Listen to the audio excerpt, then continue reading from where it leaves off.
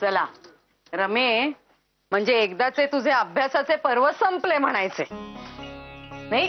म्हणजे माधवानी हट्ट धरला आणि भाऊसाहेबांनी बजावले म्हणून झाले हो सगळे.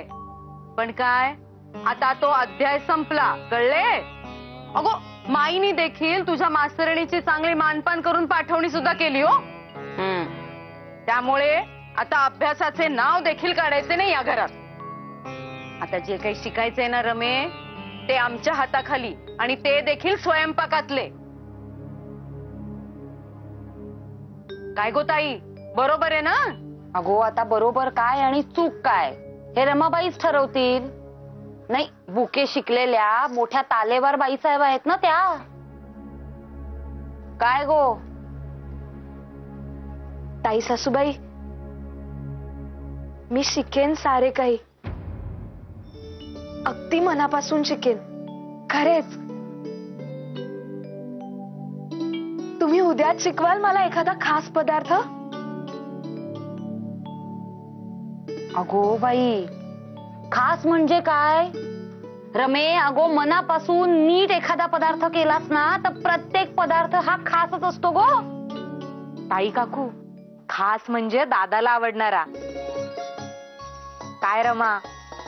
हत्तीच्या. अहो मग सांजोऱ्याच, हो ना ताई सासूबाई? अगो बाई, हो की गो. रमे, माधवास माझ्या हातच्या सांजोऱ्या फार आवडतात हो. रमे, नाहीतर तू ना तारफेणी शिको माझ्याकडून.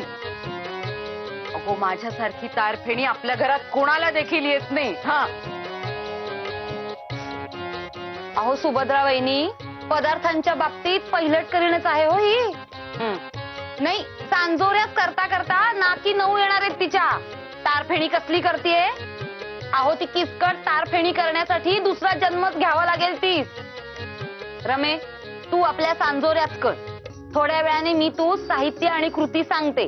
रात्रभर मनात घोळव आणि उद्या करून टाक सांजोऱ्या.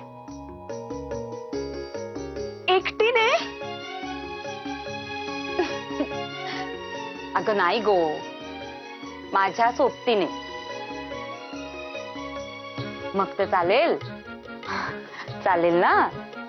चालेल. मग ताई सासूबाई, माझे इथले सारे आटोपले ना की मी येते तुमच्या सोबत.